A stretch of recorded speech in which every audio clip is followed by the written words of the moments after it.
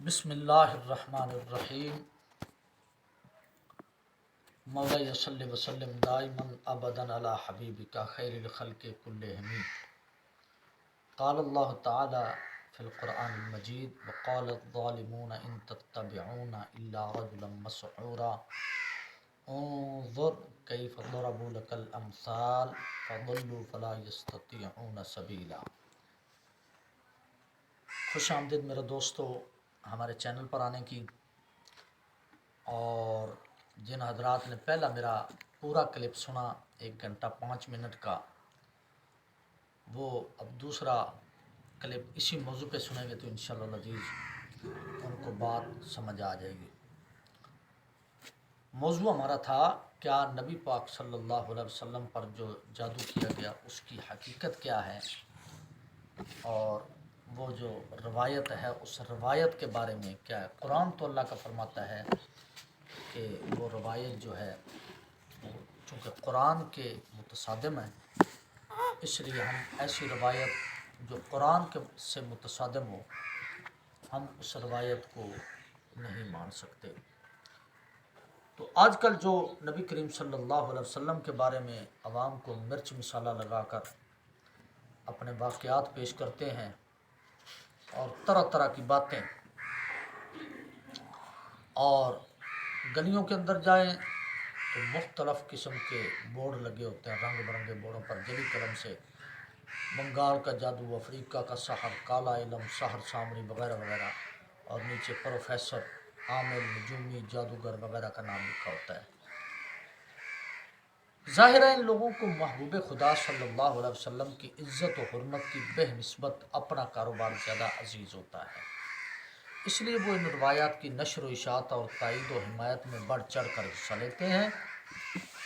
اور آگے جو عرض کرنا ہے وہ یہ ہے کہ بے شک رسول اکرم صلی اللہ علیہ وسلم کا حافظہ متاثر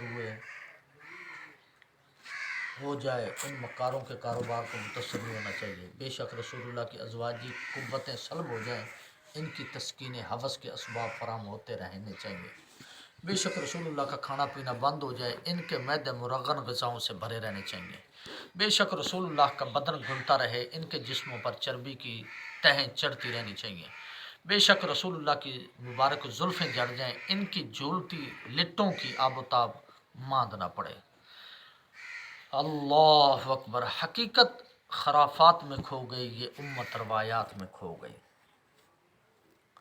تو معذرت خواہانہ عرض کرنا چاہتا ہوں کہ نبی پاک صلی اللہ علیہ وسلم پر جادو کا اثر ہو سکتا ہے، یہ بات قرآن کریم سے بھی ثابت ہے۔ سورہ اعراف میں فرعون کے جادوگروں کے متعلق بیان ہوا کہ حضرت موسیٰ کے مقابلہ میں جب وہ آئے، یہ ان کی روایت،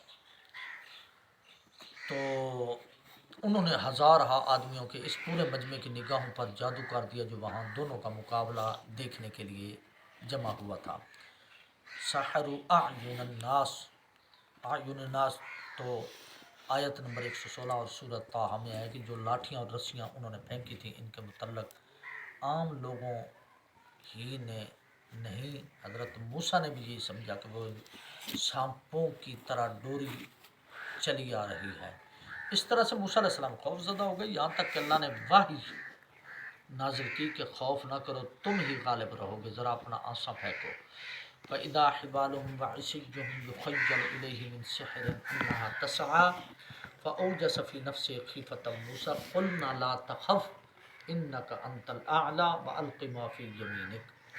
حاصل اس کلام کا یہ ہے کہ چونکہ موسیٰ علیہ السلام جادوگروں کی لاٹھیوں اور رسیوں کو متحرک سمجھ لیا اور ان سے خوف زدہ ہو گئے، معلوم ہوا کہ موسیٰ پر بھی جادو کا اثر ہو گیا تھا، ورنہ وہ کیوں ان کو حرکت کرتا دیکھ کر خوف میں مبتلا ہوئے۔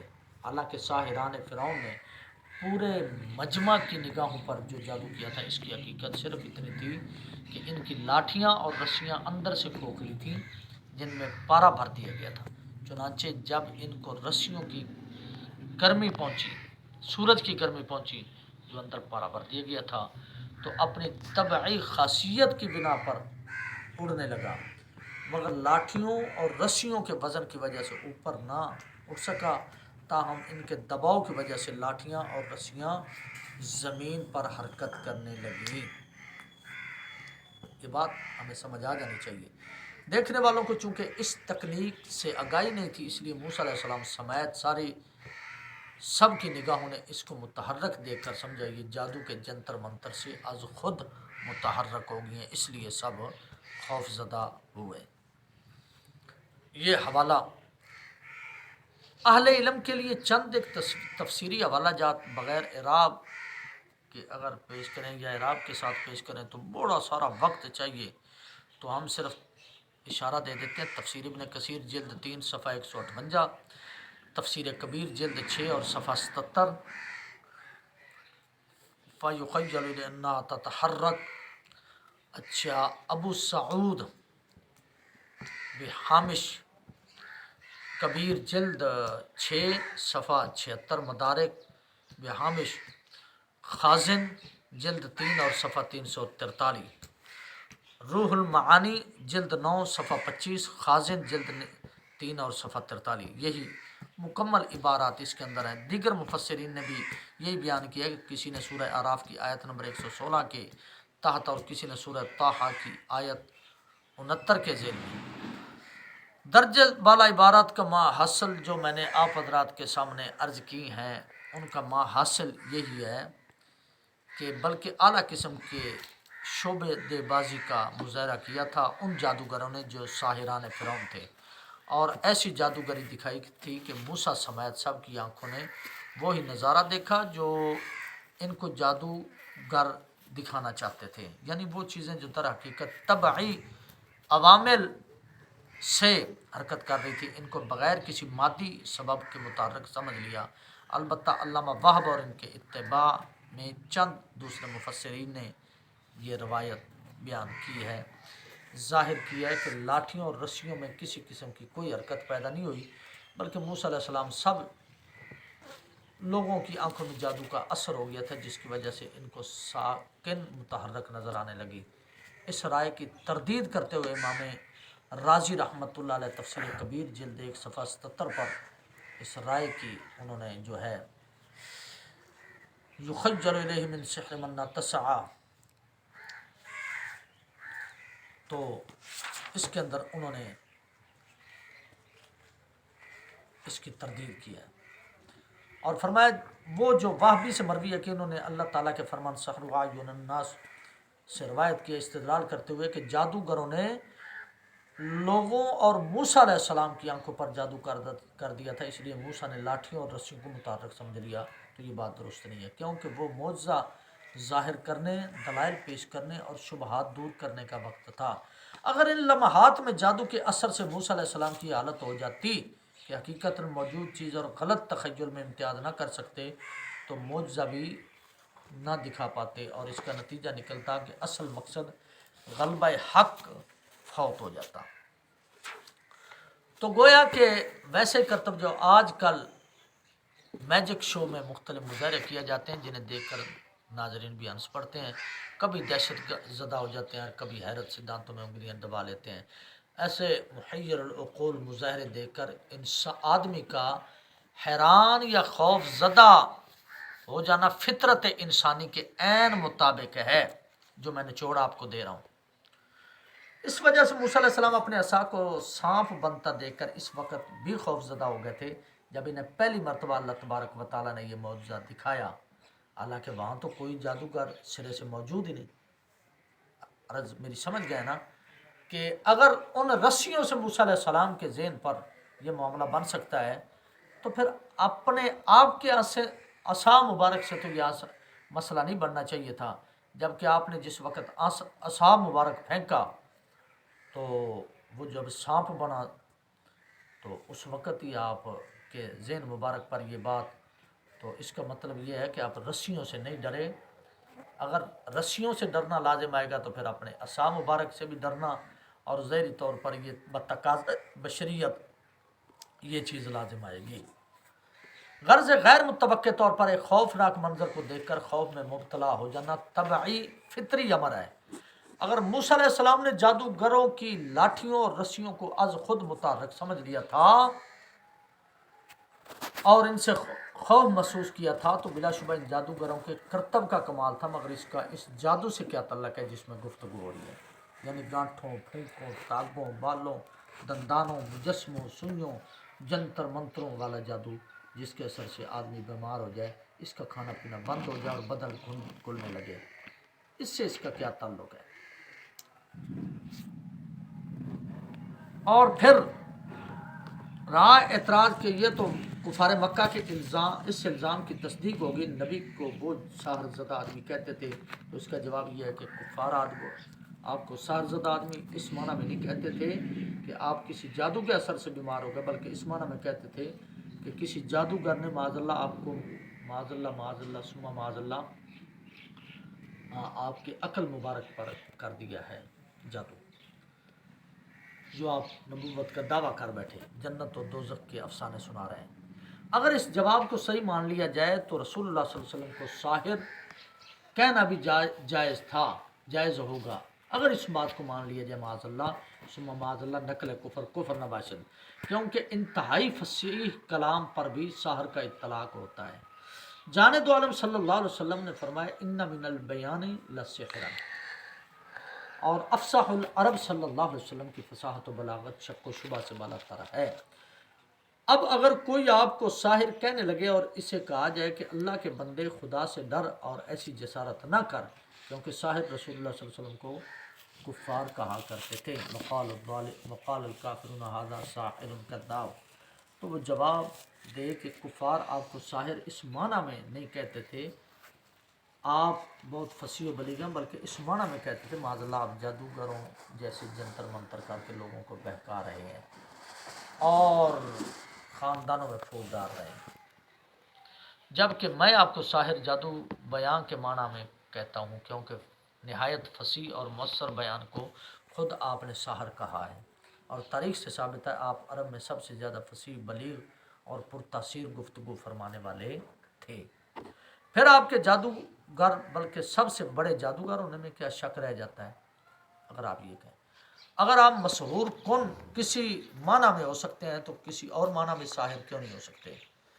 آپ ہی بتائیے میرے دوستوں اور بزرگوں کہ کیا اس استدلال کو درست تسلیم کیا جا سکتا ہے جو سائل نے کیا ہے؟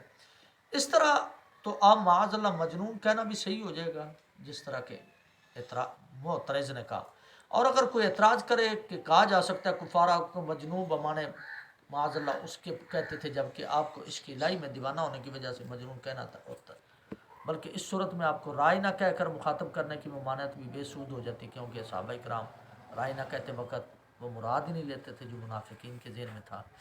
سیدھی سی بات ہے کہ جب رائے نہ کہنے سے اہل ایمان کو منع کر دیا گیا تو پھر کسی معنی میں بھی آپ کو رائنہ سے مخاطب کرنا جائز نہیں ہوگا۔ اسی طرح جب آپ کو رجل مسحور کہنا اللہ تعالیٰ نے ظالموں اور گمراہوں کا قول قرار دیا تو پھر کسی معنی میں بھی آپ کو مسحور کہنا ہمیشہ کے لیے غلط ہوگا۔ تو اللہ بھلا کرے، ایک مصری محقق کا سید قطب شہید کا، جنہوں نے اصول و قواعد اور شان رسالت و نبوت کو ملحوظ رکھتے ہوئے نہایت عمدہ گفتگو کی اور روایات سحر کو نقل کرنے کے بعد لکھا ہے ولیکن هذه الروایات تخالف اصل العصمت النبوی فی الفعل والتبلیغ لا تستقم مع الاعتقاد بان كل فعل من افعاله وكل قول من اقواله سنت و شرعیت۔ اس طرح پوری روایت فی ظلال القرآن جلد 8 اور صفحہ 710 پر آپ نے جو یہ فرمایا اس کا ما حاصل میں آپ کو بتا دیتا ہوں، بڑی لمبی گفتگو لیکن میں اس کا حاصل آپ کو بتا رہا ہوں۔ سید قطب کی تحقیق کا ما حاصل یہ ہے کہ روایات سحر 4 وجہوں سے مردود ہے۔ پہلی وجہ، یہ روایات اس بنیادی عقیدے کے خلاف ہے رسول اللہ صلی اللہ علیہ وسلم اپنے فعل اور تبلیغ میں معصوم ہے اور آپ کا ہر فعل اور قول شریعت اور سنت ہے۔ دوسرا، اس آیت قرآنیہ سے معارض ہیں جس میں رسول اللہ کو مسحور کہنا ظالموں کا قول قرار دیا گیا ہے۔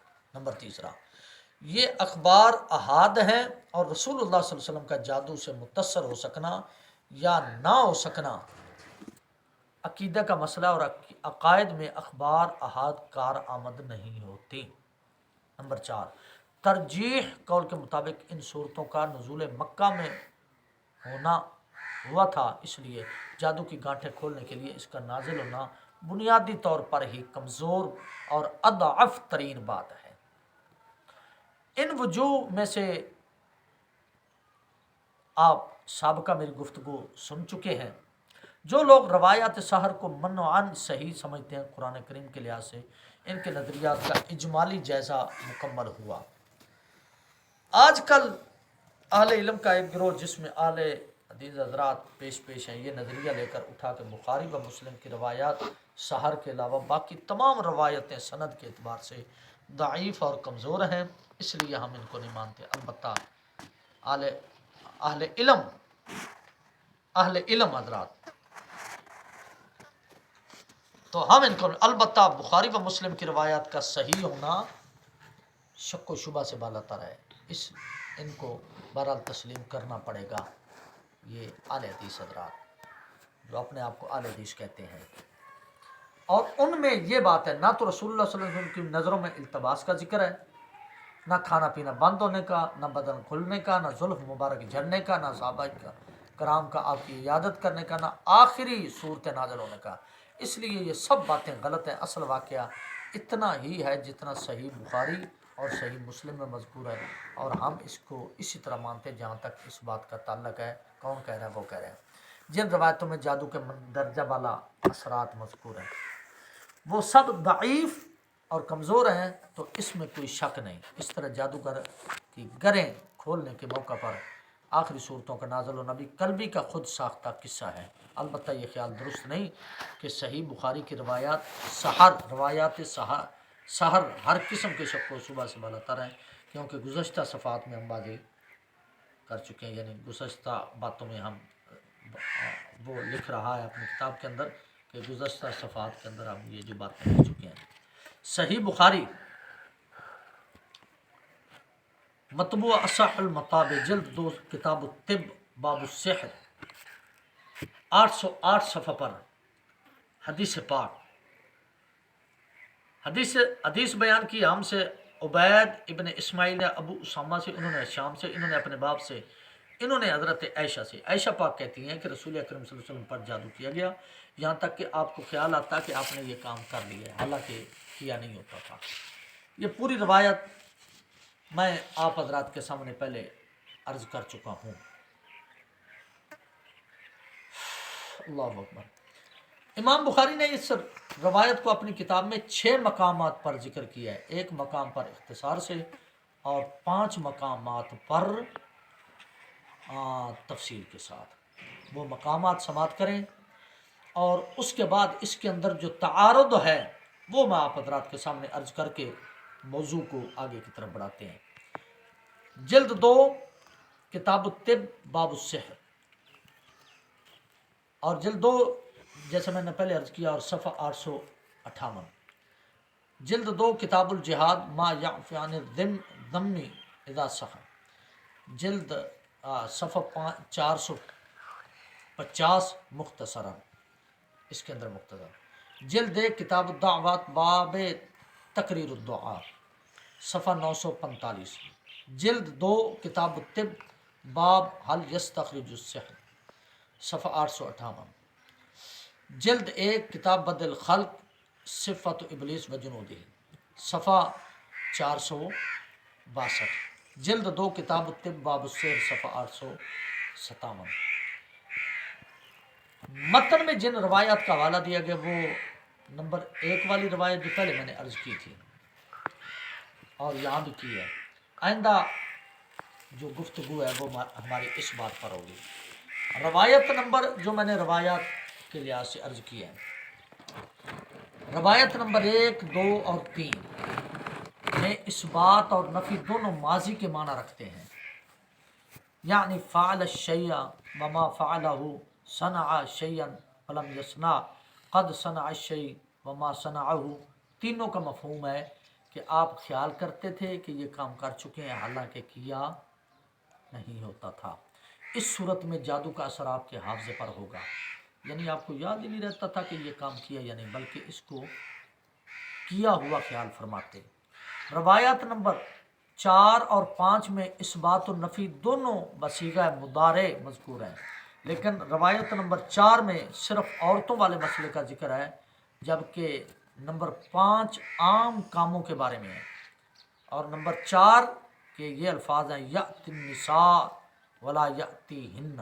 آپ خیال کرتے تھے کہ عورتوں کے پاس آ سکتے ہیں مگر نہیں آ سکتے تھے۔ نمبر 5 کی عبارت یوں ہے یفعل الشیء وما یفعلہ، آپ خیال کرتے تھے کہ یہ کام کر سکتے ہیں لیکن مگر کر نہیں سکتے تھے۔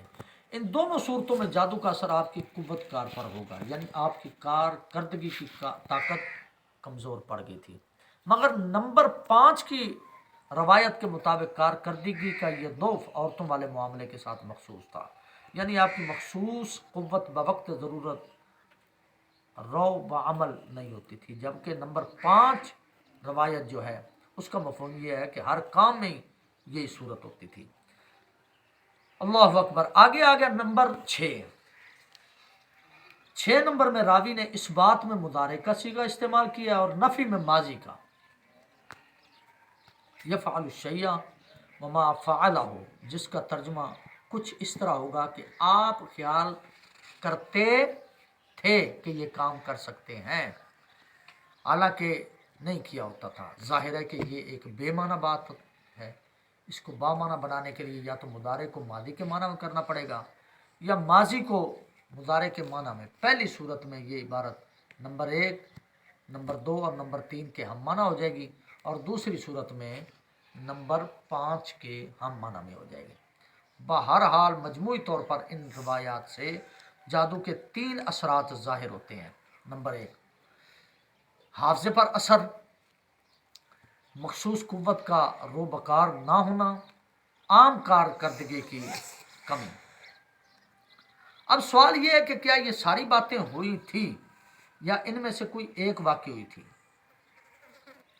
توجہ فرمائیں، ساری باتیں ہونا اس لیے ناقابل فہم ہے کہ واقعہ ایک ہی ہے اور روایت بھی بنیادی طور پر ایک ہی ہے، کیونکہ ان تمام روایتوں کے پہلے 3 راوی مشترک ہیں، یعنی عائشہ سے ان کے حضرت امی عائشہ پاک سے ان کے بھانجے عروہ روایت کرتے ہیں، اور عروہ سے ان کے بیٹے حشام۔ آگے حشام کے بہت سارے شاگرد ہیں، اس لیے یہ روایتیں متعدد نظر آتی ہیں۔ اب یہ کیسے ہو سکتا ہے کہ ایک ہی واقعہ میں ایک ہی راوی یعنی حشام کسی شاگرد کو ایک بات بتائیں، کسی کو دوسری اور کسی کو تیسری بات بتائیں؟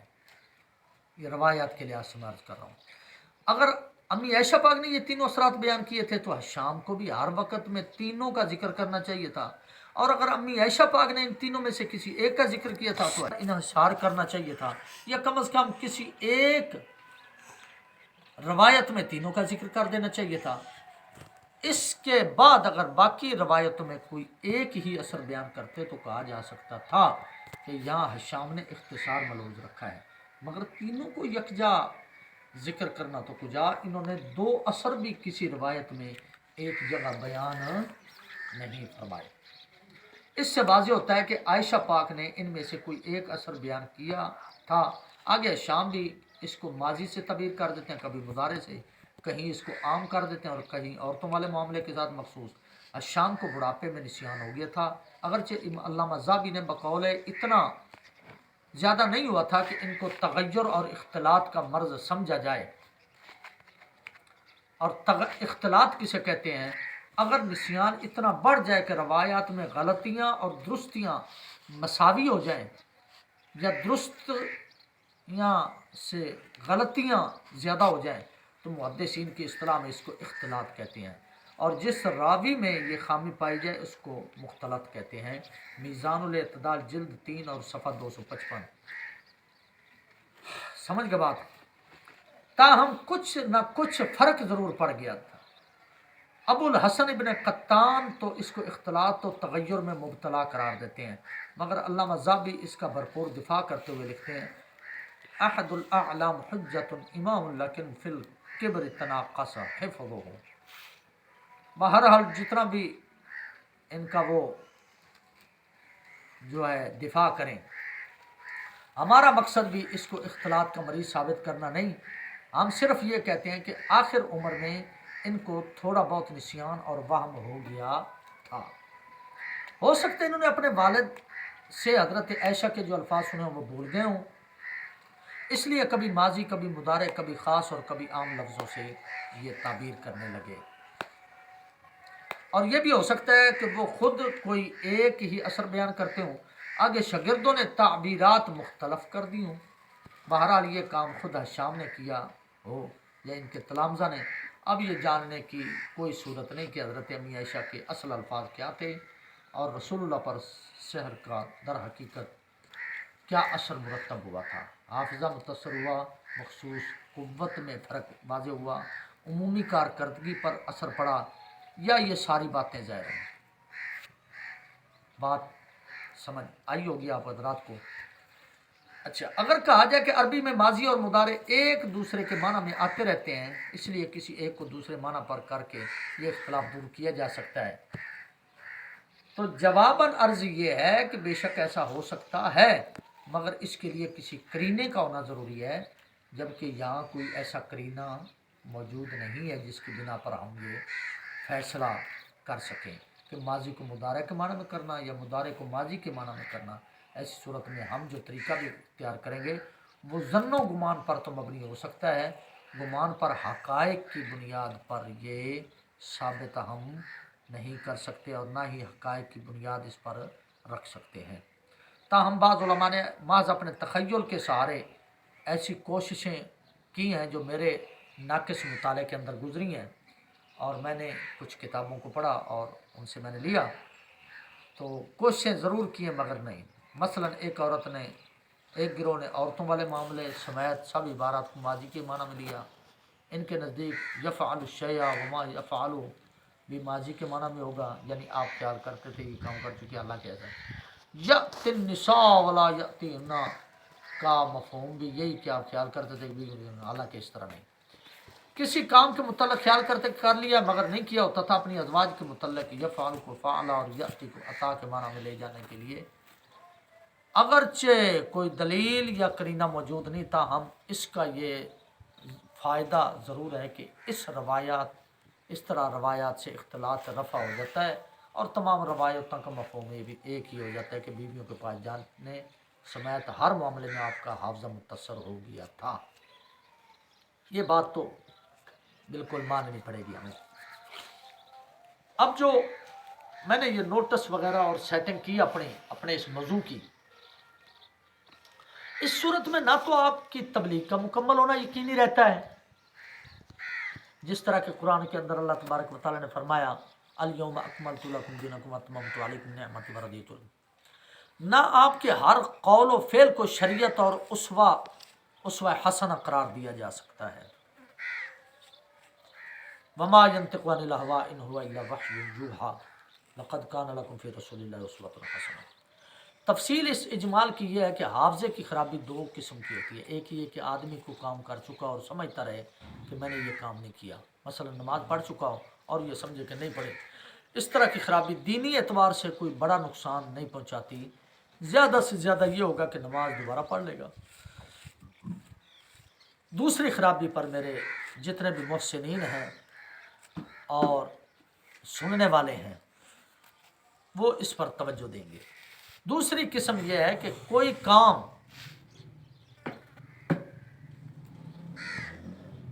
ना किया हो और समझे कि कर चुका हूँ, मसलन नमाज ना पढ़ी हो और ख्याल करे कि मैं पढ़ चुका हूँ, इस सूरत में इसको गुनाह तो कोई नहीं होगा क्योंकि निसियान मुआफ़ है, मगर नमाज बहरहाल रह जाएगी। रवायात सहर में रसूलुल्लाह के लिए जो निसियान साबित किया जा रहा है वो दूसरी किस्म का है, यानी आपने एक काम नहीं किया होता था और ये ख्याल करते कि मैं कर चुका हूँ। अब आप ख़ुद सोचिए कि ये बात कितने हौलनाक इम्कानात को जन्म दे रही है, हौलनाक और बड़े बड़े। अल्लाह अकबर अस्तगफिरुल्लाह। मसलन हो सकता है कि आप पर कोई वही नाजिल हुई हो और वही का नाजिल होना अल्लाह का हुक्म, और आप ये समझ रहे हो कि लोगों तक इसको पहुँचा चुका हूँ, हालांकि ना पहुँचाई हो। ना जाने मशहूरियत के तवील दौर में कितनी दफ़ा वही उतरी हो और आपने लोगों तक ना पहुँचाई हो, और सहर की वजह से यही समझते रहे हों कि मैं पहुँचा चुका हूँ, माज़अल्लाह सुम्मा माज़अल्लाह सुम्मा माज़अल्लाह सुम्मा माज़अल्लाह। इसका जवाब में ये कहना مناسب ہے کہ جادو کا اثر صرف آپ کی ذات پر ہوا تھا، نبوت سے متعلقہ معاملات اس سے محفوظ رہے، اگر ان کی طرف سے یہ جواب دیا جائے۔ اٹھتے بیٹھ جائے یار۔ خوش عقیدگی کی حد تک تو درست ہے، ہو جائے گا، لیکن اگر کوئی غیر مسلم ہم سے سوال کرے کہ تمہارے پیغمبر تو کچھ عرصہ تک جادو کے زیر اثر رہے، جس کی وجہ سے نہ کیے ہوئے کام کو کیا ہوا خیال کرتے تھے، تو پھر تم کس بنا پر دعویٰ کرتے ہو کہ تمہاری کتاب کامل و مکمل ہے؟ ہو سکتا ہے کہ مشہوریت کے زمانے میں جو وحی تمہارے پیغمبر پر اتری ہو وہ انہوں نے لوگوں کے سامنے بیان ہی نہ کی ہو، اور وہ سمجھتے رہے ہوں کہ میں بیان کر چکا ہوں۔ تو بتائیے اس کا کیا جواب ہوگا؟ ہمارے پاس کوئی حقائق کے ساتھ اور دلائل کے ساتھ اس کا جواب ہے؟ بعض یہ کہہ دینے سے کہ توبہ توبہ توبہ یہ کیسے ہو سکتا ہے، یہ ہرگز نہیں ہو سکتا تھا، تو مسئلہ حل تو نہیں ہوگا۔ یہ ہمیں تو دلائل چاہیے نا۔ جب تک یہ ثابت نہ کر دیا جائے کہ ایسا ہونا ممکن ہی نہیں، اور ان روایات کو درست مان کر یہ ثابت کرنا نہ صرف مشکل بلکہ قطعی محال ہو جائے گا۔ مختلف روایات میں تطبیق دینا اچھی بات ہے، لیکن اس شوق میں اگر آدمی اپنے دین کی بنیاد کو ہی مشکوک کر بیٹھے تو اس کو عقل مند ہرگز نہیں کہا جائے گا۔ اب محدثین نے اس الجھن سے نکلنے کی متعدد کوششیں کی اور کئی طرح کی توجیہیں طویلیں بیان کی ہیں، مگر کوئی بھی قابل اطمینان حل پیش نہ کر سکے۔ میرے سر کے تاج ہیں، میرے سردار ہیں تمام محدثین، میں سب کا نوکر اور سب کا خادم ہوں۔ اس لیے علامہ قاضی عیاض نے ان سے ہلکا گریز کرتے ہوئے یہ موقف اختیار کیا کہ آپ کے حافظے اور دماغ پر جادو کا کوئی اثر نہیں پڑا، بلکہ صرف جسم متاثر ہوا، جس طرح دوسری روایات میں آیا، آپ کی نظر میں التباس پیدا ہو گیا۔ اللہ اکبر کبیرہ۔ مختصر کرتے ہیں باس کو، باس بہت لمبی ہو جائے گی۔ قاضی صاحب کی توجیہات کے مطابق مضارع اور ماضی دونوں اپنے اپنے معنی میں رہتے ہیں، البتہ یفعل کو یأتی النساء کے ساتھ خاص کرنا پڑتا ہے، یعنی آپ خیال کرتے تھے کہ یہ کام کر سکتے ہیں مگر نہیں کر سکتے تھے۔ میں کام سے مراد استغفر اللہ کے پاس جانا، اور دونوں عبارتوں کا مفہوم آپ کی خواہش کے باوجود بیویوں کے پاس جانے کی استطاعت نہیں رکھتے تھے۔ اس کی مزید وضاحت کے لیے قاضی صاحب اور ان کے شارحین جو تفصیلات بیان کرتے ہیں وہ تو بڑی عجیب سی بات کرتے ہیں۔ اور دوسری روایت میں امی عائشہ پاک کا یہ کہنا کہ آپ خیال کرتے تھے یہ کام کیا، حالانکہ نہیں کیا ہوتا تھا، اس قسم سے ہوگا جو آپ کی بصارت میں خلل سے تعلق رکھتی ہیں، یعنی آپ گمان کرتے تھے کہ اپنی کسی بیوی کو دیکھا ہے یا کسی اور کو کوئی کام کرتے دیکھا ہے، حالانکہ ہوتا اس طرح نہیں تھا جیسے آپ خیال کرتے تھے، اور یہ اس لیے ہوتا تھا کہ آپ کی بصارت متاثر ہو گئی تھی اور نظر مبارک کمزور پڑ گئی تھی، نہ اس وجہ سے کہ آپ کی قوت عقلیہ کسی عارضے میں مبتلا ہو چکی تھی۔ یہ تو یہاں سے بھی بہت سارے سوالات اٹھ سکتے ہیں، غیر عورت کی طرف آپ کا متوجہ ہونا اور فلاں فلاں، اگر وقت ملا تو یہ میں ساری وضاحت پھر کبھی عرض کروں گا۔ اچھا، تو قاضی کا مطلب فعل الشیء وما فعل، اسے مراد رأی الشیء وما رآہ، آپ خیال کرتے تھے میں نے اس چیز کو دیکھا حالانکہ نہیں دیکھا ہوتا تھا، یعنی جادو کی وجہ سے آپ کی نظر اتنی کمزور ہو گئی تھی کہ اپنے پرائے میں تمیز نہیں کر سکتے تھے۔ استغفر اللہ لا حول ولا قوة۔ اور کسی خاتون کو دیکھ کر خیال کرتے تھے کہ اپنی فلاں زوجہ کو دیکھا ہے، حالانکہ اس زوجہ کو نہیں دیکھا ہوتا تھا بلکہ کسی اور زوجہ یا اجنبی عورت کو دیکھا ہوتا تھا۔ اس توجیہ کو قاضی صاحب نے اگرچہ بہت عمدہ قرار دیا، مگر ایک عام عربی دان بھی سمجھ سکتا ہے یہ کس قدر بعید اور دراز کار تعبیر ہے۔ علاوہ ازیں رسول اللہ کی نظر اتنا کمزور قرار دینا کہ ازواج مطہرات اور اجنبی عورتوں میں یہ امتیاز نہ کر سکیں کسی طور پر بھی شان رسالت نہیں تھا۔ جس منقطع روایت سے آپ کی نظر کو کمزور ثابت کیا جا رہا ہے اس کا مفہوم تو یہ ہے کہ نظر بالکل ہی چلی گئی تھی، استغفر اللہ لا حول ولا قوة اللہ یعوذ باللہ، مگر ایک دوسری روایت کو ساتھ ملا کر بصارت کو مکمل طور پر ضائع ہونے سے بچا لیا گیا ہے، تاہم ختم ہونے کے قریب بہرحال پہنچ چکی تھی۔ علامہ خفاجی انکر بصرہ کی وضاحت کرتے ہوئے لکھتے ہیں یعنی تغیرت قوتہ سے، یہاں آپ نسیم الریاض جلد 4 اور صفحہ 253، یہاں انہوں نے یہ بات کی ہے کہ یہ اس طرح نہیں۔ قاضی صاحب کے عشق رسول پر ان کی کتاب کتاب الشفا شاہد ہے۔ ہم ان کی عظمت کے تہ دل سے قائل ہیں، مگر روایات سار کے لیے محمل کی تلاش میں وہ اتنے دور نکل گئے کہ ہم ان کا ساتھ بالکل جو ہے ہماری عقل سے ہی یہ بات ماورا ہے۔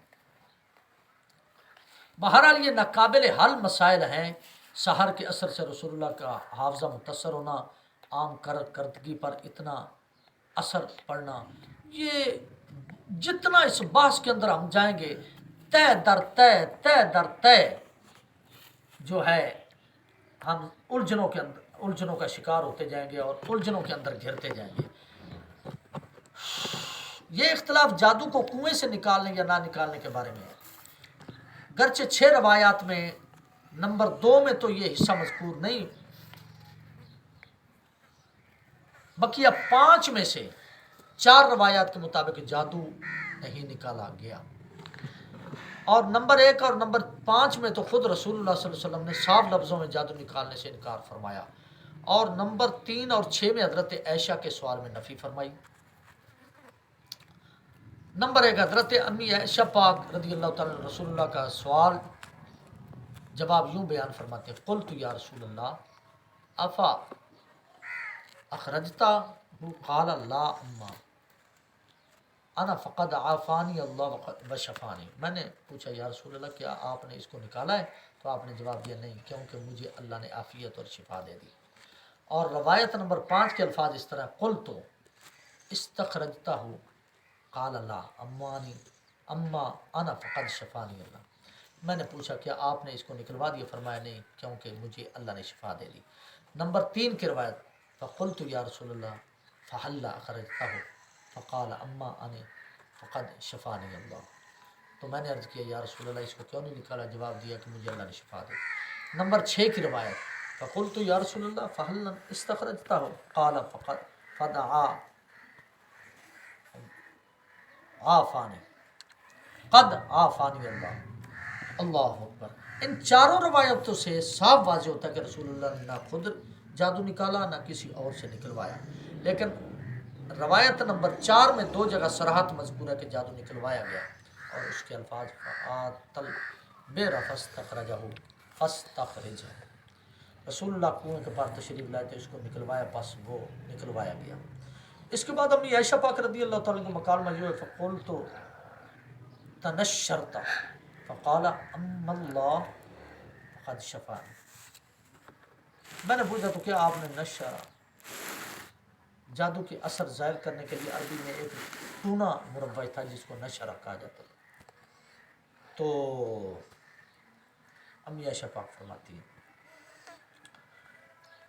ہم چونکہ صرف صحیح بخاری کی روایت پر گفتگو کر رہے ہیں، اس لیے متن میں مزید تعارضات کا ذکر نہیں، تاہم آپ کو دلچسپ بات بتاتے چلیں۔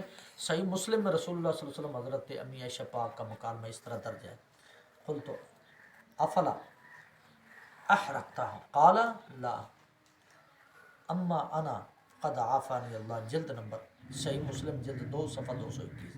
میں نے پوچھا آپ نے اس کو جلایا نہیں؟ آپ نے فرمایا نہیں، اللہ نے مجھے عافیت عطا فرما دی۔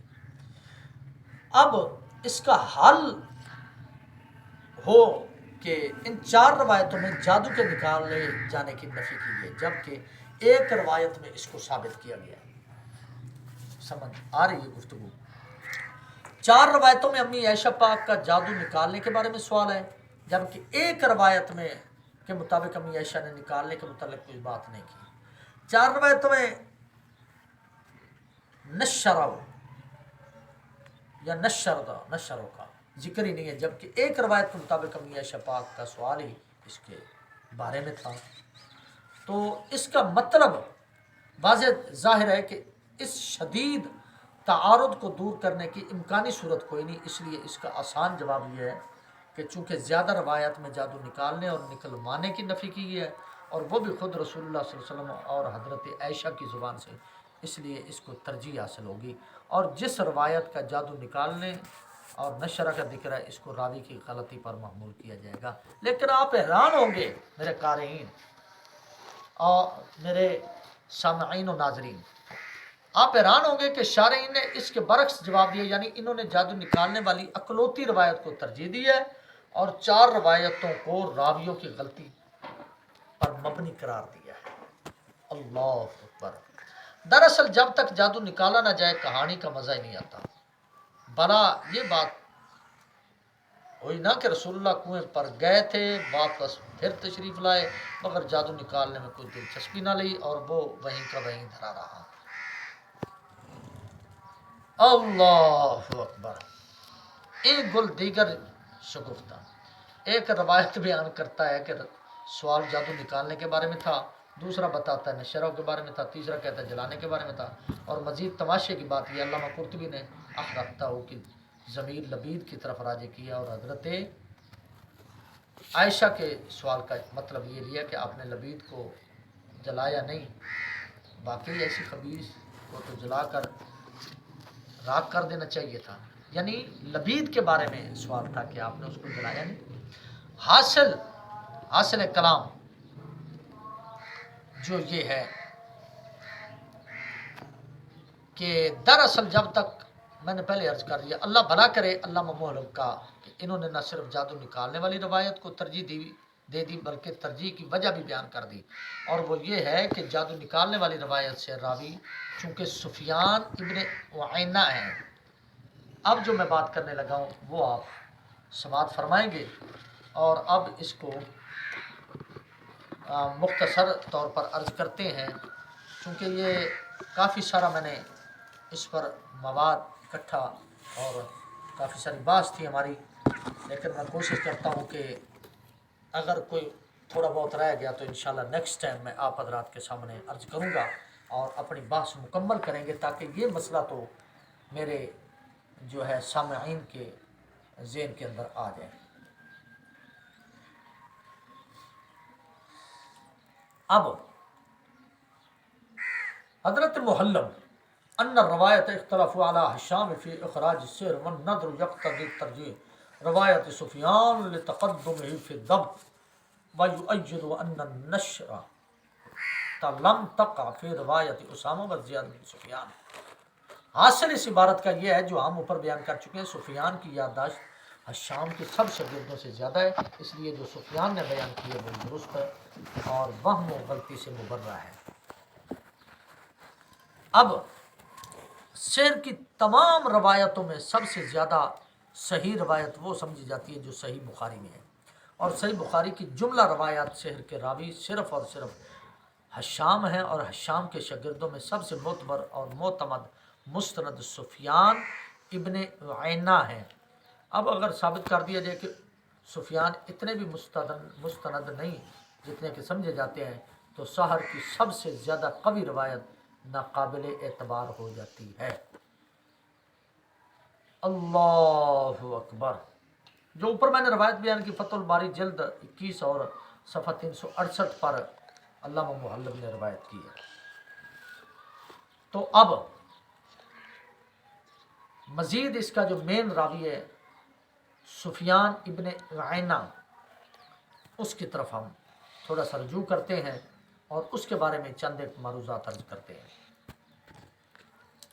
اللہ اکبر۔ اگر سحر کی تمام روایات کے مدار الہمام راوی حشام کے بارے میں بھی حقائق بیان کر دیے جائیں تو جادو کی یہ ساری نگری ہی منہدم ہو جاتی ہے۔ اس لیے آئیے پہلے سفیان ابن عینہ کے بارے میں بات کرتے ہیں، لیکن یہ واضح کرنا ضروری ہے کہ ہر غلطی اور لغزش سے منزہ اور پاک صرف اللہ کی ذات ہے۔ انسان خواہ کتنا ہی سچا اور مستند کیوں نہ ہو، اس سے کہیں نہ کہیں غلطی اور بھول چک ہو ہی جاتی ہے۔ ثقہ اور معتبر راوی بھی انسان ہی ہوتے ہیں، اس لیے ان کو غلطی لگ جانا نہ صرف ممکن ہے بلکہ اکثر ایسا ہوتا رہتا ہے، لیکن اس کا مطلب یہ نہیں کہ وہ راوی دوسرے سے ناقابل اعتبار ہے، اس کی ہر روایت مردود اور غلط ہے، یہ نہیں سمجھنا چاہیے۔ ہاں اگر کوئی راوی وضاع اور کذاب ہو تو اس کی ہر روایت باطل ہوتی ہے، مگر وضاع اور کذب سے کم درجے کی غلطیاں ناقابل معافی ہوتی ہیں، اور محدثین بعض غلطیوں کو تسلیم کرنے کے باوجود اس راوی کو ثقہ اور معتبر قرار دے دیتے ہیں، البتہ چند جہاں حالت ایسی ہو جائے کہ سکہ راوی کی روایت کو تسلیم کرنے سے شان رسالت پر حرف آتا ہو تو پھر ہم تحفظ شان رسالت کو مقدم سمجھتے ہیں اور اس روایت کو سر بسر من گھڑت قرار دیتے ہیں۔ اب سب سے پہلے میں ایک روایت پیش کرتا ہوں اور اس کے بعد اعلیٰ حضرت رحمۃ اللہ علیہ کی بات عرض کرتا ہوں، اور بات عرض کرنے کے بعد اس راوی پر بخاری مسلم کے اندر جو اس کی روایات ہیں اس پر بھی ہم نے بات کرنی ہے مختصر طور پر۔ اب ہم امام راضی کہتے ہیں اس روایت کے راویوں کو سچا ماننے کی صورت میں ایک نبی کو جھوٹا تسلیم کرنا پڑتا ہے، تو کیا اس سے یہ بات بہتر نہیں کہ ہم پیغمبر کو سچا قرار دیں اور اس روایت کے راویوں کو جھوٹا قرار دے دیں؟ امام راضی کی یہ بات مجھے بڑی پسند آئی ہے، اور یہ بات تمام پیغمبروں کو ہم سچائی قرار دیں گے۔ لم یکذب ابراہیم الا ثلاث کذبات، صحیح بخاری کتاب الانبیاء باب قول اللہ عز وجل واتخذ اللہ ابراہیم خلیلا، جلد 1 صفحہ 474، تفسیر ابن کثیر جلد 6 اور صفحہ 164 پر یہ بات۔ حضرت سفیان بن عیینہ بہت ہی جلیل القدر ہستی ہیں، سیکہ ہیں، ثبت ہیں، حجت ہیں، امام ہیں، حافظ ہیں۔ غرض ان مستند اور معتمد راوی کے لیے جتنے بھی الفاظ کتب اسماء الرجال میں مستعمل ہیں وہ سب ان کے لیے استعمال ہوئے ہیں۔ بڑی بڑی مقتدار رہنما ہستیاں ان کے شاگردوں میں شامل ہیں، اور ان کے فضائل و مناقب کے بارے میں اسماء الرجال والے کہتے ہیں کثیرۃ جدہ، یعنی بہت ہی زیادہ ہیں۔ علم حدیث کا ایک بحر ذخار تھے جن سے ایک دنیا سراب و فیض یاب ہوئی، تاہم روایت حدیث میں ان سے خطائیں بھی سرزد ہوتی رہتی ہیں۔ اس سلسلے میں علامہ ذہبی نے جو کچھ لکھا اس کا ترجمہ ہم اعلیٰ حضرت امام اہل سنت امام احمد رضا خان صاحب رحمۃ اللہ تعالی علیہ ان سے ایک روایت کرتے ہیں، اور ان سے ایک روایت پیش کرتے ہیں، اور پھر نہایت مختصر بات کرتے ہوئے جو ہے تھوڑی سی بات کریں گے، اور پھر دوسری قسط پر انشاءاللہ العزیز اسی موضوع پر ہم ملیں گے، آپ حضرات کے سامنے آپ کی دعائیں لیں گے۔ یہ میرے ہاتھ کے اندر فتاوی رضویہ شریف ہے، اس کا صفحہ 184، صفحہ 184 سے حضرت سفیان بن عیینہ کے بارے میں اعلیٰ حضرت کیا ارشاد فرماتے ہیں، اور پھر انشاءاللہ العزیز ہم اپنے موضوع کی طرف لوٹتے ہیں۔ تنبیہ صفحہ 184 اور 70 نمبر 3 سے یہ بات شروع ہو رہی ہے، 3 اور 5 چھٹی سطر کے اندر یہ بات یہ شروع ہو رہی ہے۔ بات ویسے تو بڑی لمبی گفتگو والا حضرت نے فرمائی، لیکن میں یہاں ایک اقتباس چھوٹا سا پیش کرنا چاہتا ہوں۔ فرماتے ہیں یہ ہے تمام محدثین کے امام الائمہ سفیان بن عیینہ، جنہوں نے زہری سے روایات میں 20 سے زیادہ حدیثوں میں خطا کی۔ امام احمد رضی اللہ تعالی عنہ فرماتے ہیں مجمع اور علی بن مدینی میں مذاکرہ ہوا کہ زہری سے روایت میں ثابت تر کون ہے؟ علی نے کہا سفیان بن عیینہ۔ میں نے کہا امام مالک کہ ان کی خطا سفیان کی خطاؤں سے کم ہے، قریب 20 حدیثوں کے ہیں جن میں سفیان نے خطا کی۔ پھر میں نے 18 گنا دی اور ان سے کہا آپ مالک کی خطائیں بتائیں، تو وہ 2-3 حدیثیں لائے۔ پھر جو میں نے خیال کیا تو سفیان نے 20 سے زیادہ حدیثوں میں خطا کی۔ ذکرہ فی المیزان، یعنی اسی طرح میزان کے اندر ذکر کیا گیا ہے۔ بئی ہما امام سفیان کے سیکہ ثبت حجت ہونے پر علماء امت کا اجماع تو بہرحال ہے، اس کے اندر کوئی شک نہیں۔ میزان الاعتدال حرف الیا اور 9900 جو ہے 24 مطبوعہ دارالمعرفہ بیروت، جلد جو ہے 4 اور صفحہ 484۔ اعلیٰ حضرت رحمۃ اللہ علیہ کی یہ بات سفیان ابن عیینہ رضی اللہ تعالی عنہ کے بارے میں۔ چلیے مختصر طور پر عرض کرتے ہیں۔ اسی طرح میزان الاعتدال صفحہ 397 جلد 1 کے اندر، اور تاریخ الخطیب جلد نمبر 9 اور صفحہ 178۔ چلیے مجموعی تناسب 7% ہی کر لیتے ہیں، بلکہ 18 غلطیوں کے حساب سے 6% مان لیتے ہیں، اور مختلف اساتذہ سے انہوں نے جو روایتیں لی ہیں ان کی کل تعداد 7000 کے لگ بھگ ہے۔ وکان حدیث نحو من 7000۔ تاریخ الخطیب جلد 9 اور صفحہ 178۔ اگر ان میں سے 6% غلطیوں کا امکان ہی تسلیم کر لیا جائے تو ان کی مجموعی خطا کی تعداد 400 سے زیادہ بنتی ہے۔ پھر ایسی کثیر الخطا ہستی کی روایت عقائد میں کس طرح قبول کی جا سکتی ہے، اور اس بنا پر رسول اللہ صلی اللہ علیہ وسلم کے بارے میں یہ عقیدہ کیسے رکھا جا سکتا ہے کہ جادو کے اثر سے آپ کی معجزانہ قوت خاصہ معطل ہو کر رہ گئی اور آپ بیویوں کے پاس جانا چاہتے تھے مگر جا نہیں پاتے تھے۔ اللہ اکبر، بہت ساری یہاں بحث، لیکن طوالت کی وجہ سے چونکہ ہمارے دوست جو ہماری اس ویڈیو کو سن رہے ہیں، حضرت ابو ہریرہ بیان کرتے ہیں رسول اللہ صلی اللہ علیہ وسلم 4 چیزوں سے پناہ مانگا کرتے تھے: سخت مصیبت سے، یتعوذ من جہد البلاء و درک الشقاء و سوء القضاء و شماتت الاعداء۔ حضرت ابو ہریرہ فرماتے ہیں سخت مصیبت سے، بدبختی لاحق ہونے سے، بری تقدیر سے اور دشمنوں کی شماتت سے۔ اس حدیث کے راوی بھی یہی سفیان ابن عیینہ ہے، اور وہ اس حدیث کو بیان کرنے کے بعد نہایت معصومیت سے اعتراف کرتے ہیں: الحدیث ثلاث زدت انا واحد لا ادری ایہن ہی۔ سفیان نے کہا حدیث میں صرف 3 چیزوں کا ذکر ہے، میں نے بڑھا دی ہیں، میں نہیں جانتا وہ کون سی ہیں۔ اللہ اکبر۔ صحیح بخاری جلد 2 کتاب الدعوات باب التعوذ من جہد البلاء صفحہ 939۔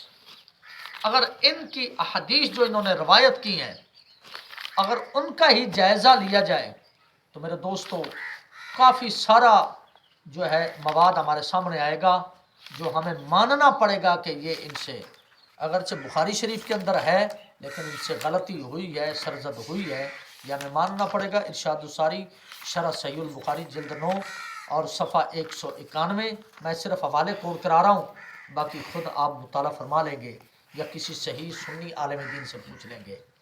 صحیح بخاری جلد 2 صفحہ 939 حاشیہ نمبر 10۔ صحیح بخاری جلد 2 کتاب القدر باب من تعوذ باللہ من درک الشقاء صفحہ 979۔ اللہ تبارک و تعالیٰ بدگمانی سے بچائے، مگر مختلف روایات کا بغور مطالعہ کرنے کے بعد ایسا محسوس ہوتا ہے کہ سفیان کو اس اضافے کے سلسلہ میں 4 مراحل سے گزرنا پڑا۔ کون کون سے؟ وہ میں عرض کر کے بات کو ختم کرتے ہیں۔ پہلا مرحلہ ان کو اپنا اضافہ معلوم تھا اور شاگردوں کو بھی بتایا کرتے تھے، جیسا کہ اسماعیلی کی روایت سے جائے۔ دوسرا اضافہ، دوسرے مرحلے میں وہ یہ تو پورے تیقن سے کہا کرتے تھے کہ ایک میرا اضافہ ہے، مگر اس کا تعین نہیں کر پاتے تھے، جیسا کہ بخاری کی کتاب الدعوات والی روایت میں۔ تیسرے مرحلے میں وہ یہ بات یقین سے نہیں کہتے تھے کہ میرا اضافہ ہے، بلکہ اس کو بطور شک کہا کرتے تھے، جیسا کہ صحیح مسلم کی روایت قال سفیان اشک انی زدت واحدہ، سفیان نے کہا مجھے شک ہے کہ میں نے ایک بات بڑھا دی ہے۔ چوتھا مرحلہ، وہ بغیر کسی شک و شبے اور تردد کے چاروں باتیں رسول اللہ صلی اللہ علیہ وسلم کی طرف منسوب کر دیتے، جیسا کہ بخاری کی کتاب القدر والی روایت کے اندر موجود ہے، مثلا جان دو عالم کی بیویوں کے پاس جانا وغیرہ یہ روایات۔ حشام کے والد کا نام۔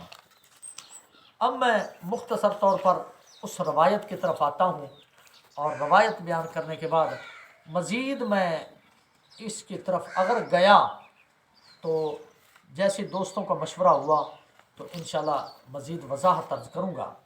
اب تھوڑی سی میں تفصیل عرض کر دوں روایات بخاری مسلم وغیرہ۔ اور اس راوی کے بارے میں۔ حشام کے والد کا نام عروہ ہے جو ام المومنین حضرت عائشہ کے بھانجے ہیں اور بہت نامور فقیہ اور محدث ہیں۔ 61 ہجری کے دوران مدینہ منورہ میں حشام کی ولادت ہوئی اور 146 ہجری کو بغداد میں وفات پائی۔ زندگی کا ابتدائی حصہ مدینہ منورہ میں گزرا۔ ان کی روایتیں حدیث کی تقریباً ہر کتاب کے اندر پائی جاتی ہیں اور محدثین کی اصطلاح میں ثقہ ہیں، ثبت ہیں، حجت ہیں، امام ہیں، یعنی نہایت اعلیٰ درجے کے راویوں میں شمار کیے جاتے ہیں۔ صرف انہیں روایتوں کو بیان کرتے تھے جو انہوں نے اپنے والد سے سنی تھی۔ وجہ سماعت کر لیں۔ منصور عباسی کے عہد میں اس سے پہلے وہ اپنے والد کے حوالے سے صرف انہی روایتوں کو بیان کرتے تھے جو انہوں نے اپنے والد سے سنی ہوتی تھی، مگر عراق میں آمد و رفت کے بعد انہوں نے یہ کام شروع کر دیا تھا کہ اگر کوئی شخص ان کے والد کی طرف منسوب کر کے کوئی روایت سناتا تھا تو حشام ان سے وہ روایت اخذ کر لیتے تھے، مگر اس شخص کا ذکر بیچ سے حذف کر کے اس روایت کو اپنی طرف سے اپنے والد کی جانب منسوب کر دیتے تھے۔ ان حشام کان یتساہل لأہل العراق انہ کان لا یحدث عن ابیہ الا بما سمعہ منہ۔ تاریخ الخطیب جلد 14 اور صفحہ 40، سیر اعلام النبلاء جلد 6 اور صفحہ 35۔ بات اتنی سمجھ آ گئی ہے نا؟ اور ابھی عن عائشہ، میرے والد نے عائشہ صدیقہ سے روایت کی، کہہ کر اس روایت کو بیان کرنے لگتے تھے۔ اس طرح وہ راوی جس سے در حقیقت حشام نے وہ روایت سنی تھی سرے سے غائب ہو جاتا اور سامعین اس روایت کو نہایت مستند سمجھ کر نقل اور یاد کرنے لگتے تھے، حالانکہ معذوف راوی کا کچھ پتہ ہی نہیں ہوتا تھا کہ وہ کون ہے، کیسا تھا، ثقہ اور قابل اعتبار تھا یا محدث کے روم میں کوئی فنکار تھا جو خود حدیث کر کر حشام کے والد عروہ کی طرف منسوب کر دیتا تھا۔ حشام کی اس بے احتیاطی کی وجہ سے نہ جانے کتنی بے اعتبار روایتیں معتبر ٹھہری ہوں گی اور مستند ترین کتابوں میں گھس آئی ہوں گی۔ مزید اس پر میں بحث کرنے سے گریز کرتے ہوئے جو ہے مختصر طور پر عرض کرتا ہوں،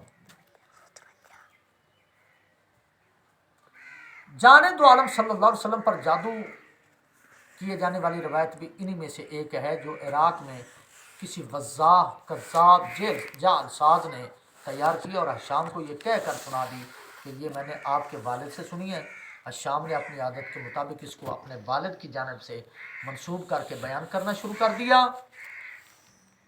اور بیان جب کرنا شروع کیا اور یوں یہ روایت بخاری و مسلم جیسی بلند پایا کتابوں کے اندر بار بار مرتبہ پا کر نہایت مستند ہوگی۔ اور عراق کے اندر بھی یہ بات آپ کو میں نے پہلے عرض کر دی ہے۔ اللہ اکبر۔ جو راوی اس قسم کی حرکت کرتا ہو، یعنی کسی کی روایت کسی اور کے حوالے سے بیان کرتا ہو، محدثین کی اصطلاح میں اسے مدلس کہلاتا ہے اور اس کی اس حرکت کو تدلیس کہا جاتا ہے۔ اور تدلیس کے بارے میں حاشیہ نزہۃ النظر میں لکھا ہے، فاعل مضمون جدا عند اکثر العلماء، جلد صفحہ نمبر 520۔ تدلیس کرنے والے اکثر علماء کے نزدیک نہایت ہی قابل مذمت ہوا کرتے ہیں۔ اب ہماری بات آخری بات میں عرض کرتا چلوں، اگر دوستوں کا مزید اصرار ہوا تو اس پر میں مزید گفتگو کروں گا، ورنہ یہاں ہماری بات ختم ہو جائے گی، ہم اپنا موضوع کو ختم کرنا چاہتے ہیں۔ یہ روایت حشام نے اپنے والد عروہ سے ہرگز نہیں سنی، نہ عروہ نے کبھی بیان کی، بلکہ یہ روایت خالصتاً سرزمین عراق کی پیداوار ہے اور وہیں سے اس کی نشر و اشاعت کا آغاز ہوا۔ اور اس کا ثبوت یہ ہے کہ عروہ کے 20 شاگرد ہیں، مگر حشام کے بغیر کسی نے بھی یہ روایت بیان نہیں کی۔ باقی شاگردوں کو تو چھوڑیے، وہ باہر کے لوگ تھے جو خود خاندان عروہ میں عروہ کے کم از کم 6 شاگرد ایسے ہیں جو اعلیٰ پائے کے محدثین میں شمار ہوتے ہیں اور ان کی روایت صحاح ستہ میں پائی جاتی ہیں، مگر ان میں سے کسی ایک نے بھی عروہ کے حوالے سے یہ روایت قطعاً بیان نہیں کی۔ اب میں آپ حضرات کے سامنے جو ہے ایک نقشہ چھوٹا سا بیان کرتا ہوں، وہ آپ سماعت فرمائیں گے۔ اسماء الرجال کی کتابوں کے اندر یہ بات جو ہے، اب سب سے پہلا نقشہ نہایت اختصار کے ساتھ میں یہ بیان کرنا چاہتا ہوں۔ راوی کا نام سب سے پہلے نمبر پر راوی کا نام ہشام، اور عروہ سے کیا رشتہ ہے ان کا بیٹا، صحاح ستہ میں کس کس کتاب کا راوی ہے، روایات سحر کا راوی ہے ہی نہیں یہ، بخاری، مسلم، ابو داؤد، ترمذی، نسائی، ابن ماجہ، لیکن اس کے اندر یہ روایت سحر کا راوی نہیں ہے۔ آگے راوی عبداللہ جو ہے، یہ ان کے جو ہے بخاری، مسلم، ابو داؤد، نسائی، ابن ماجہ، اس کے اندر روایت سحر کا یہ راوی نہیں ہے۔ اور آگے حضرت عثمان بیٹا اور عبداللہ پاک بھی، یہ بخاری، مسلم، ابو داؤد، نسائی، ابن ماجہ کے اندر یہ راوی ہے، لیکن اس کے اندر روایت سحر کا ذکر ہی نہیں ہے، اور نہ یہ روایت انہوں نے بیان کی، نہ حضرت شام نے بیان کی، بخاری، مسلم، ابو داؤد وغیرہ، نہ حضرت عبداللہ نے بیان کی ان کتابوں کے اندر، نہ حضرت عثمان نے بیان کی ان کتابوں کے اندر۔ آگے ان کے شہزادے محمد، مراسیل ابی داود اور ترمذی کے یہ راوی ہے، ان کتابوں کے اندر ان کی روایت موجود ہے، لیکن یہ روایت سحر کا راوی ہے یا نہیں، بالکل ہی نہیں ہے۔ حضرت یحییٰ بخاری، مسلم، ابو داؤد کے راوی ہیں، لیکن ان کتابوں کے اندر روایت سحر ان سے مروی نہیں ہے۔ حضرت محمد ان کا بھتیجا، بخاری، مسلم، ابو داؤد، ترمذی، نسائی اور ابن ماجہ کے یہ راوی ہیں، لیکن روایت سحر کا راوی ہے ہی نہیں۔ آگے ان کا پوتا حضرت عمر، بخاری، مسلم اور نسائی کے راوی ہیں، لیکن روایات سحر کی ایک روایت بھی ان حدیثوں کے اندر ان سے مروی نہیں ہے۔ کیسا؟ اللہ اکبر! کیا خوش نصیب خاندان تھا جو حضرت عروہ کا، جس کے 7 افراد نے اپنی زندگیاں دین کی خدمت کے لیے وقف کر رکھی تھی۔ ان میں سے 5 تو ان کے اپنے صاحبزادے، 6 محمد عروہ کے بھائی جعفر ابن زبیر کے بیٹے ہیں، اور 7ویں عمر عروہ کے بیٹے عبداللہ ابن عروہ کے فرزند ہیں۔ یہ سب علم حدیث میں عروہ کے شاگرد ہیں اور اتنے اعلیٰ درجے کے محدث ہیں، ان کی روایات صحاح ستہ میں پائی جاتی ہیں، مگر ان میں سے ہشام کے سوا کوئی بھی روایت سحر کا راوی نہیں ہے۔ خاندان والوں کے علاوہ عروہ کے باقی شاگردوں میں سے بھی کسی نے یہ روایت نقل نہیں کی۔ اب آپ ہی بتائیے میرے دوستو کہ یہ کیسی پر اسرار روایت ہے جو منسوب تو عروہ کی طرف ہے، مگر عروہ کے تمام شاگردوں میں سے سوائے ہشام کے کسی کو کانوں کان اس کی خبر نہ ہو سکی، حتیٰ کہ ہشام کے 4 بھائی بھی ان سے ناواقف رہے، بلکہ تاریخ اسلام کی ساری کتابوں میں، بلکہ دنیا بھر کے چھپنے والے تمام مذہبی لٹریچر میں کوئی ایسی صحیح یا ضعیف حدیث سیر میں موجود نہیں جس کو عروہ سے ہشام کے علاوہ کسی اور نے روایت کیا ہو۔ اس طرح کا دعویٰ کرنا کوئی آسان کام نہیں ہے، مگر اس موضوع پر جس قدر میں نے تحقیق کیا، میرے دوستوں نے میرے ساتھ تعاون کیا اور ہم نے یہ کوشش کی، بالخصوص استاد محترم حضرت العلامہ مولانا عبدالستار صاحب سعیدی، حافظ عبدالستار صاحب، اور استاد محترم مناظر اعظم مولانا عبدالتواب صاحب صدیقی، اور میرے استاد الکل فی الکل شیخ القرآن والحدیث علامہ مفتی محمد ارشاد احمد صاحب رضوی نقشبندی رحمۃ اللہ علیہ، ان کی جو دعائیں میرے ساتھ رہیں اور ان کی کرم نوازیاں میرے ساتھ رہیں، تو یہ آپ حضرات کے سامنے میں نے چند ایک باتیں جو ہے مگر اس موضوع پر جس قدر میں نے تحقیق، اس کے پیش نظر مجھے 100% یقین ہے کہ میرے اس دعویٰ کو چیلنج نہیں کیا جا سکے گا۔ تاہم اگر کوئی فاضل ایسی حدیث سحر تلاش کر لیں جو عروہ سے حشام کے بغیر کسی نے روایت کی ہو تو مجھے ضرور مطلع فرمائیں گے۔ میں نے کل بھی عرض کیا تھا اور آج بھی عرض کر رہا ہوں کہ نیچے کمنٹ لکھ دیں گے یا میرے چینل کے اندر میری ویڈیوز کے اوپر میرا نمبر لکھا ہوا ہے تو اس کے اوپر مجھ سے رابطہ کریں گے۔ اب صرف اشارتاً ایک بات عرض کر دیتا ہوں اور پھر جو ہے اس روایت کے عراقی الاصل ہونے کی مزید تائید اس حقیقت سے بھی ہوتی ہے۔ اللہ اکبر۔ یہ اس بات کا پچھلی بات جو میں عرض کر رہا تھا وہ یہ تھی، کیا عروہ نے صرف حشام سے سرگوشی کی تھی یا تنہائی میں بیٹھ کر یہ خفیہ حدیث املا کرائی تھی؟ اور اگر یہ کوئی ایسا ہی سربستہ راز تھا تو پھر حشام نے آگے سب کو کیوں بتا دیا؟ اس بات کا قطعی اور یقینی ثبوت ہے کہ عروہ نے ہرگز یہ روایت بیان نہیں کی، بلکہ یہ حشام کے اسی شوق انبساط کے پھر روایت کا شاخصانہ ہے جو انہیں عراق جانے کے بعد لاحق ہو گیا تھا، اور امام مالک و دیگر اہل مدینہ نے اس پر سخت ناپسندیدگی کا اظہار کیا تھا۔ اس روایت کے عراقی الاصل ہونے کی مزید تائید اس حقیقت سے بھی ہوتی ہے کہ صحیحین میں حشام کے جتنے شاگرد بھی اس قصے کو بیان کرتے ہیں وہ یا تو خالصتاً عراقی ہیں یا ایسے مصری اور مدنی ہیں جن کا عراق میں آنا جانا لگا رہتا تھا۔ بخاری و مسلم میں حشام کے واقعہ سحر نقل کرنے والوں کے اسماء وہ سماعت کریں۔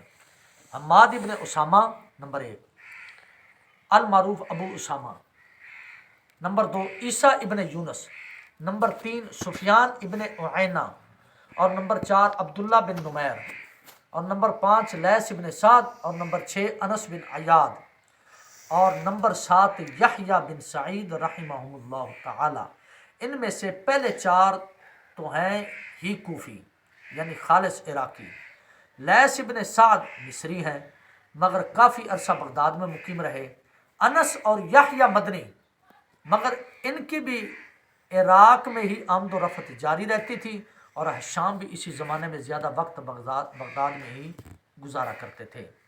اتنے عظیم اور جلیل القدر ائمہ حدیث کے ساتھ ساتھ اس دور میں بڑے بڑے کذاب اور حدیثیں گھڑنے کے ماہر بھی شام اور عراق میں ڈیرے ڈالے ہوئے تھے، بیٹھے رہتے تھے۔ اس لیے غالب امکان یہ ہے کہ سحر کی یہ داستان بھی حدیث گھڑنے والے کسی عراقی فنکار نے تیار کی اور عروہ کے حوالے سے حشام کے کان میں ڈال دی۔ بدقسمتی سے حشام کو عراق میں اپنی روایات بڑھانے کا شوق لاحق ہو گیا تھا، اس لیے انہوں نے اس روایت کو بھی حسب عادت اپنی طرف سے عروہ کی طرف منسوب کر کے بیان کرنا شروع کر دیا۔ عراق میں سے ان علم حدیث حاصل کرنے والوں نے یہ سمجھ لیا کہ یہ روایت حشام نے خود اپنے والد سے سنی ہوگی، ان کو نہایت مستند سمجھ لیا اور آگے پہنچا دیا۔ اس طرح یہ روایت پھیل گئی اور بخاری و مسلم جیسی کتابوں میں بھی یہ نفوذ کر گئی۔ انا للہ و انا الیہ راجعون۔ باقی اگر وقت ملا تو مزید لبید آسم اور جو ہے اس پر بھی میں گفتگو کروں گا، اگر میرے دوستوں کا اصرار ہوا اور کسی دوست نے پسندیدگی کا اظہار فرمایا اور مجھ سے رابطہ فرمایا یا کسی طریقے سے مجھے اشارہ فرمایا تو مزید اس کی وضاحت کے اندر انشاءاللہ العزیز میں نیکسٹ ٹائم بھی گفتگو کروں گا۔